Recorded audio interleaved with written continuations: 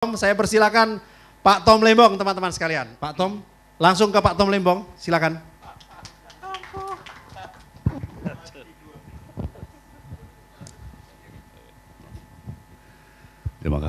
Terima kasih sekali Pak Teguh. Itu komentar yang luar biasa berbaik hati. Saya juga punya banyak memori indah dengan Komisi 6 dan saya nggak pernah ngerti kenapa menteri-menteri dulu selalu males untuk dipanggil ke DPR. Karena bagi saya itu nikmat sekali. Diskusi yang sangat memperkaya, ya kan, dan justru wakil-wakil rakyat langsung yang membawa masukan-masukan dari dapilnya masing-masing, ya, sehingga kami yang di sektor teknis di Jakarta bisa mendapat berbagai usul dan realita dari lapangan, ya, yang nggak mungkin kita bisa kumpulkan sendiri kan. Jadi ini kesempatan baik untuk saya menyampaikan apresiasi Pak Teguh yang saat itu menjabat Ketua Komisi 6, ya, Bapak dan kawan-kawan di Komisi 6 saat itu mitra diskusi yang luar biasa, ya. Terima kasih Pak Tom. Itu teman-teman yang dipanggil DPR yang tetap bersikap seperti Pak Tom itu mereka yang memang bekerja dengan benar, Pak. Kalau yang kerjanya nggak benar ya mereka udah takut aja bawaannya mau diolah-olah atau dikerjain gitu. Insya Allah enggak lah.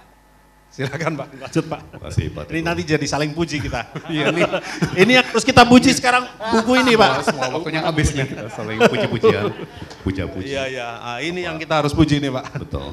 Jadi Bapak-bapak, Pak Saud, Pak Teguh, Bapak John Odius dan teman-teman dari Rumah Perubahan, mohon maaf sekali lagi saya tidak sebut satu persatu, begitu banyak kawan-kawan dan senior-senior, ya, tapi demi waktu kita langsung saja, ya. Mungkin saya mau mulai dengan mengamplifikasi yang disampaikan Pak Saud tadi, ya. Jadi apa implementasi perubahan dalam bidang diplomasi, ya, dari Anies Mohaimin. Ya, itu istilah yang kami pakai adalah pergeseran dari pendekatan yang istilah kami itu transaksional atas dasar hitungan untung rugi, bergeser ke pendekatan yang tadi persis Pak Saud sampaikan yang berbasis nilai-nilai dan norma-norma. Ya, mungkin kalau kita dalam hidup individu bilangnya nurani, ya, conscience, ya. Nah, tapi untuk bisa mengambil pendekatan seperti itu, kita harus tahu dulu apa nilai-nilai kita, apa norma-norma kita. Kita harus jelas apa norma-norma kita, apa nilai-nilai kita. Ya. Nah, beberapa contoh yang saya kasih. Pertama, sebagai contoh, ya, istilah saya, dan mohon maaf saya pakai bahasa Inggris dulu, ya, itu adalah the primacy of human life. Ya, bahwa nyawa manusia harus kita junjung di atas segala-galanya. Ya, jadi kalau ada benturan kepentingan antara nyawa dengan industri, yang harus ngalah itu industri, jangan nyawa. Ya, seperti misalnya polusi, apakah itu polusi udara, apakah itu pencemaran air, ya, yang merusak kesehatan publik dan dengan demikian merusak nyawa, ya, itu udah nggak benar. Ya, karena itu melanggar nilai kita yang menjunjung nyawa manusia di atas segala-galanya. Ya, dan kita jarang, ya, dalam diskusi seperti kami pakai istilah sila kedua Pancasila. Tapi sebetulnya itu sila kedua Pancasila, kemanusiaan. Ya, humanisme, ya, itu satu contoh sebuah nilai. Ya. Nah, kedua, prinsip, sekali lagi saya mohon maaf, mulai dulu dengan istilah Inggrisnya, ya, prinsip nilai fairness. Ini fair apa enggak? Ya, atau kita panggilnya, ini adil nggak sih? Ya, ini adil nggak? Ya, jadi kalau misalnya Ukraina diserang oleh Rusia, apakah itu adil? Apakah itu sesuai nilai dan norma kita? Ya. penindasan rakyat Palestina yang luar biasa selama puluhan tahun, ya, yang sampai segitunya, apakah itu adil, apakah itu fair, ya, jadi prinsip of fairness itu sesuatu yang dipegang teguh oleh Pak Anies, ya, dalam semua formulasi kebijakan. Ini pertama fair enggak sih? Ini fair enggak? Ya, ini dalam kepentingan publik sesuai asas-asas keadilan enggak? Ya, fairness. Nah, sekali lagi kita jarang pakai istilah sila kelima. Tapi ini sebetulnya sila kelima Pancasila, keadilan sosial, keadilan bagi semua, ya kan? Dan itulah juga inti daripada slogan kampanye kita, adil dan makmur untuk semua, ya, dengan penekanan untuk semua, ya, jangan untuk hanya kalangan tertentu, lapisan tertentu, segelintir orang dan sebagainya. Ya. Nah itu bedanya pendekatan diplomasi internasional yang hemat kami hanya transaksional, ya, hitung untung rugi, berapa investasi yang bisa saya dapat, berapa ekspor yang bisa saya dapat. Ya. Berorientasi kayak gitu, akhirnya kita zigzag, kita kejar kiri, kejar kanan, oportunis, ya, ada yang nawarin uang lebih, kita ke sana. Ya kan, tiba-tiba ada orang lain nawarin uang lebih, kita ke sana. Ya, ini tinggal. Ternyata itu ilusi, mau balik lagi, udah nggak diterima. Ya kan, nah itu ngawur. Akhirnya kita tidak punya kiblat, kita nggak punya kompas. Ya, jadi kompas moral itu harus utama. Ya. Nah, akibatnya apa? Misalnya tadi Pak Saud menanyakan, kira-kira apa konsekuensinya untuk posisi Indonesia, ya, dalam konflik geopolitik antara Tiongkok dengan Amerika? Ya. Sebetulnya jawabannya adalah kita tidak akan berpihak kepada Tiongkok, kita tidak akan berpihak kepada Amerika, kita berpihak kepada nilai-nilai dan norma-norma yang kita pegang teguh. Ya, dan saya pribadi menghitung, ya, ini hanya supaya apa ya, ada bayangan. Dengan kita agak teguh nih, kebetulan ada dua teguh di sini juga, makin teguh, ya kan? Dengan kita teguh memegang nilai-nilai norma-norma sebagai kiblat dalam menentukan kebijakan baik domestik maupun internasional, ya, perkiraan saya kita akan setuju dengan Tiongkok mungkin 70%. Dan tidak setuju dengan Tiongkok 30%. Kita akan setuju dengan Amerika 70%. Kita akan tidak setuju dengan Amerika 30%. Ya, jadi ada banyak hal yang kita sepakati, ya, krisis iklim kita semuanya setuju, itu real, itu ada, yaitu apa, mengancam Amerika, Tiongkok, Indonesia dan seluruh dunia secara serentak, memang tidak secara merata, ya, tapi itu ancaman bagi kita semua, ya.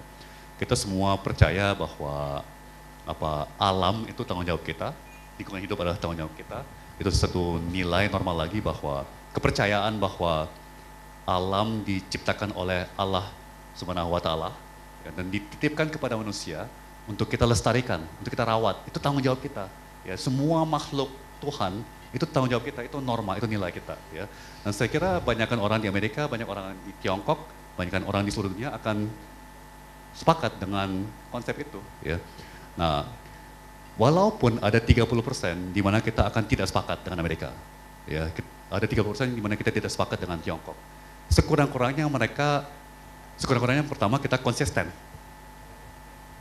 sangat konsisten, ya, karena orang tahu persis apa posisi kita dan kenapa posisi kita, ya, apa, karena sangat transparan, sangat jelas, ini nilai-nilai kita, ini norma-norma kita, ya, yang sejauh mungkin kita pegang teguh. Memang dunia tidak sempurna.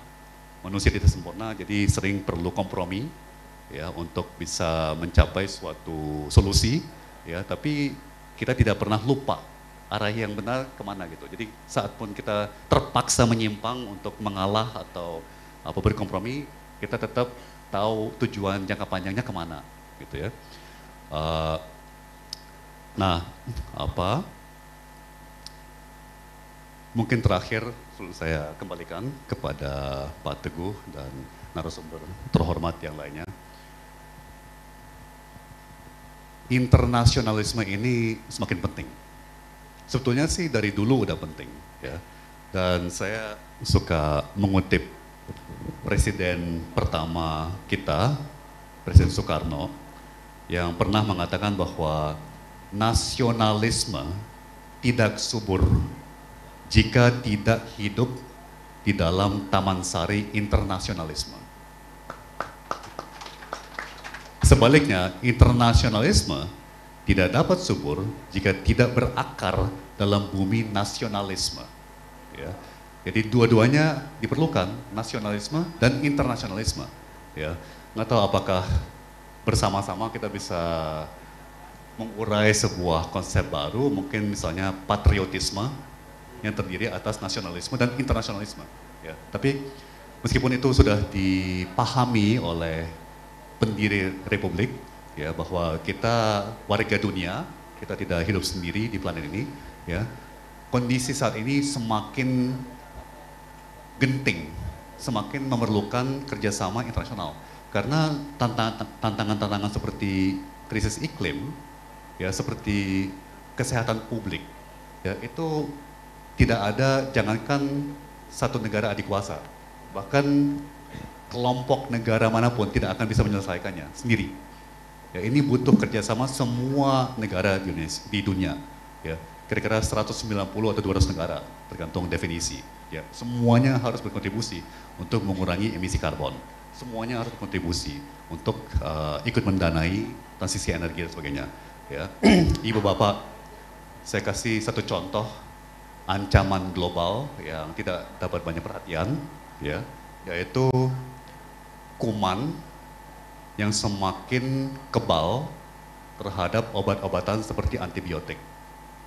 Ya, dan ini udah mulai menjalar ke virus-virus yang semakin kebal terhadap obat antivirus atau bahkan jamur, ya, infeksi jamur yang semakin kebal terhadap obat-obat anti jamur, ya.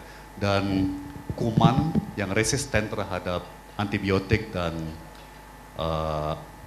obat-obatan anti kuman ini sekarang setiap tahun membunuh lebih banyak manusia daripada malaria atau HIV. Ya. Nah, ini penyebabnya sedikit kompleks, ya, karena masalahnya di beberapa negara, ya, di cukup banyak negara, antibiotik itu dicampur ke dalam pakan ternak. Itu tidak dipraktekkan di Indonesia. Sejauh yang saya ketahui, praktek itu tidak terlalu dijalankan di sini. Ya. Tapi ada negara-negara besar, termasuk negara-negara terbesar di dunia, ya, yang secara rutin, ya, memberikan antibiotik kepada ternak agar lebih gemuk, ya, agar tumbuhnya lebih cepat dan supaya bisa diproduksi dalam kondisi yang tidak terlalu higienis. Ya, jadi apa, kalau ternak itu dipadat-padatin, itu kan efisiensi, tapi malah dengan dipadat-padatin itu apa, kotoran, kelembaban, suhu malah memicu infeksi. Ya. Akhirnya mereka curang, hantam dengan antibiotik. Antibiotik itu masuk ke daging sapi, masuk ke daging ayam, masuk bahkan ke ikan dan udang, dikonsumsi oleh manusia. Akhirnya di dalam tubuh kita secara tidak sadar ada antibiotik yang kemudian memicu pertumbuhan kuman-kuman yang semakin lama berevolusi di dalam tubuh kita sendiri, ya, untuk bisa makin kebal kepada antibiotik, ya. Nah, ini ancaman besar dan itu hanya bisa diselesaikan oleh seluruh dunia global. Kerjasama global. Ya. Ibu Bapak bisa membayangkan kemarin waktu kita dilanda oleh pandemi COVID-19. Bayangkan kalau negara-negara yang punya vaksin tidak mau berbagi vaksin dengan kita. Apakah itu Eropa, apakah itu Tiongkok, apakah itu Amerika, ya, dan terus terang produsen vaksin terbesar di dunia adalah India. Ya, pakai hak cipta, ya, pakai formula dari Inggris, tapi dilisensi, ya, untuk pabrik kontrakan di India. Ya, jadi banyak sekali vaksin AstraZeneca itu sebenarnya dari pabrikan di India. Ya, jadi formulasi dari Inggris, dimanufaktur di India, dibeli oleh kita, diimpor ke kita, menyelamatkan nyawa warga kita. Ya, jadi contoh di mana kerjasama internasional itu sangat-sangat penting sekali. Ya, jadi itu kenapa kita juga butuh seorang presiden, pimpinan tertinggi yang benar-benar paham, yang benar-benar menjiwai yang namanya internasionalisme, ya, dan juga paham bagaimana caranya untuk bisa meraih kepercayaan negara-negara lain. Ya, pertama kepercayaan, ya, dengan jangan terlalu sering nipu, maaf. Bukan nipu Pak Tom. Maaf. Ngeprank. Kelepasan nih kayaknya. Kurang tidur kemarin malam. Pak Tom makin lugas. Seorang presiden yang konsisten, itulah kita positive thinking, istilah positif, ya, konsisten, ya, sehingga itu membangun kembali respect negara-negara lain kepada Republik Indonesia. Maksudnya kalau kemarin bilang netral, ya harusnya tetap netral begitu ya. Ya. Oke, Pak Tom. Pak Tom cukup. Terima kasih, tepuk tangan buat Pak Tom. Saya lupa tadi, Bapak Ibu sekalian, tadi cek ya, hubungan internasional harus berbasis pada value dan kemudian kritik terbesar selama ini bahwa kita cenderung transaksional dan oportunis, bahkan ya dengan mudah zigzag. Saya kira banyak kasus bisa kita ungkapkan nanti. Dan yang istimewa Pak Kiai, tadi dia menyebut Allah Subhanahu wa Ta'ala itu dengan fasih sekali ya, Masya Allah. Iya. Saya curiga ini banyak bergaul sama Cak Imin. Kalau sama Mas Ani saya nggak terlalu curiga. Pak Teguh. Oh gitu. Sampai teman-teman di sana udah bilang panggil saya Gus Tom. Alhamdulillah, amin. Aduh. Tapi rasanya panjenengan lebih cocok daripada Gus Fakih. Yang bukan Gus ngaku Gus itu. Iya. Karena begini, tradisi di pondok pesantren, betul kita terbiasa bercanda, bergurau, berseloroh begitu. Tapi tidak terbiasa mengeluarkan kata-kata kasar. Apalagi itu dikeluarkan oleh keturunan kiai. Oh betul, keturunan kiai atau yang keturunan kiai gitu. Iya kan? Nah ini menjadi diragukan karena itu sama saja menghina marwah pondok, marwah kiai. Begitu ya Pak Kiai ya, isiahnya. Bapak Ibu sekalian, tadi di ujung Pak Tom menyampaikan bahwa betapa pentingnya kita punya pemimpin yang memahami kepentingan internasional dengan berpijak kepada national interest, ya, karena our national interest must be put in the first priority kan Pak Tom. Tetapi dengan pijakan yang jelas.